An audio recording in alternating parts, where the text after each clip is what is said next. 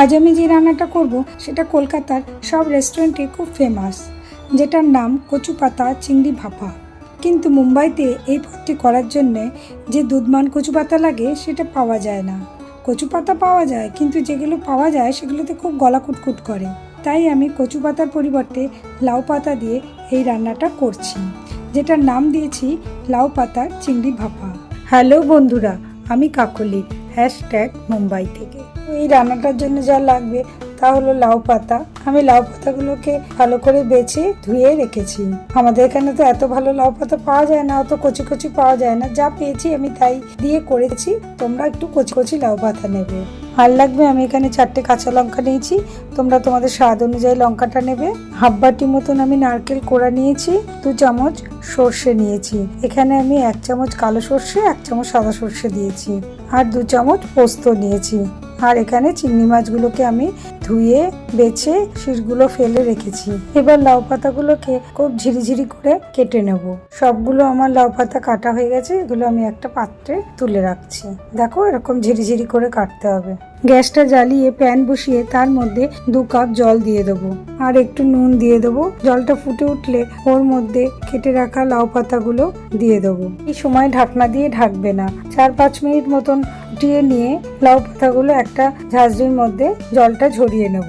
আর একটু ঠান্ডা জল ওপর থেকে ঢেলে দেবো, তাহলে কালারটা গ্রিন থাকবে। আর এবার সব মশলাগুলো আমি বেটে নেব। আমি এই নারকেল, পোস্ত আর সর্ষে 3টেই আলাদা আলাদা করে বাটবো, একসঙ্গে মিশিয়ে বাটবো না। প্রথমে নারকেলটা বেটে নেবো, তারপর পোস্তটা বেটে নেবো, তারপর সর্ষেটা বেটে নেবো। এবার চিংড়ি মাছগুলোকে একটু নুন হলুদ মাখিয়ে নেব। এবার গ্যাসটা জ্বালিয়ে প্যান বসিয়ে তার মধ্যে খানিকটা সর্ষের তেল দিয়ে দেবো। সর্ষের তেলটা গরম হলে ওর মধ্যে নুন হলুদ মাখানো চিংড়ি মাছটা ছেড়ে দেবো। 2-3 মিনিট মতন হালকা লাল লাল করে ভেজে চিংড়ি মাছগুলো তুলে নেব। এবার প্যানে আরেকটু তেল দিয়ে দেবো। এবার ওর মধ্যে 2টো চেরা কাঁচা লঙ্কা আর খুব সামান্য পরিমাণে একটু কালো জিরে ফোড়ন দিয়ে দেবো। ফোড়নটা নেড়ে চেড়ে ওর মধ্যে আগে থেকে ভাপিয়ে রাখা লাউ পাতাটা দিয়ে দেবো। এবার লাউ পাতাটা 2-3 মিনিট মতন ভালো করে নাড়াচাড়া করে রান্না করতে হবে। এবার বেটে রাখা পোস্তটা ওর মধ্যে দিয়ে দেবো আর একটু বাটি ধোয়া জলও দিয়ে দেবো। এবার পোস্ত, লাউ পাতা সব ভালো করে মিশিয়ে নিতে হবে। স্বাদ মতন একটু নুন দিয়ে দেবো আর খুব সামান্য পরিমাণে হলুদ দিয়ে দেবো। সব কিছু ভালো করে নেড়ে চেড়ে মিশিয়ে নিয়ে ওর মধ্যে বেটে রাখা নারকেলটা দিয়ে দেবো আর একটু জলও দিয়ে দেবো।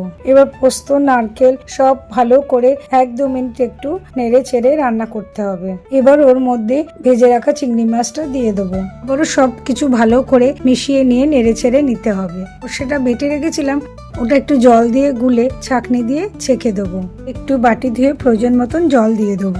সবকিছু ভালো করে নেড়ে চেড়ে ঢাকনা দিয়ে ঢেকে দেবো। 2-3 মিনিট পর ঢাকনাটা খুলে সবকিছু ভালো করে মজে গেলে ভালো করে নেড়ে চেড়ে ওর মধ্যে 1/2 চামচ চিনি দিয়ে দেবো। কিছু ভালো করে মিশিয়ে নিয়ে এবার ওর মধ্যে একটু চেরা কাঁচা লঙ্কা আর একটু কাঁচা সর্ষের তেল ওপর থেকে ছড়িয়ে দিয়ে ঢাকনা দিয়ে ঢেকে গ্যাসটা বন্ধ করে স্ট্যান্ডিং টাইমে রেখে দেবো। 3 মিনিট পর ঢাকনাটা খুলে এবার একটা পাত্রের মধ্যে আমি এটা বেড়ে নেবো।